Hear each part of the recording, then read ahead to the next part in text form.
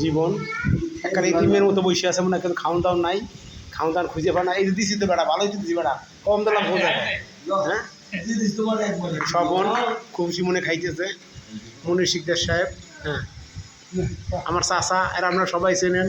একটা দাড়িটা কী মতো কাটছে আপনারা ভালো করে বলতে পারেন, এবং মুক্তভাবে বলবো না, মুক্ত বললে সমস্যা। আলিফা, হ্যাঁ, জিপু শিকদার। জিপু রান্না কেমন হয়েছে? খুবই সুন্দর। হ্যাঁ, খুবই সুন্দর হয়েছে। হ্যাঁ, মিরার রান্না কেমন হয়েছে? আলহামদুলিল্লাহ। হ্যাঁ, জীবন, জীবন রান্না কেমন হয়েছে? ও খাওয়াই নাই। আরে চাচা মেয়ে কী অবস্থা, কেমন আছেন? ও আচ্ছা, সিদ্ধার সাহেব কী অবস্থা বলেন?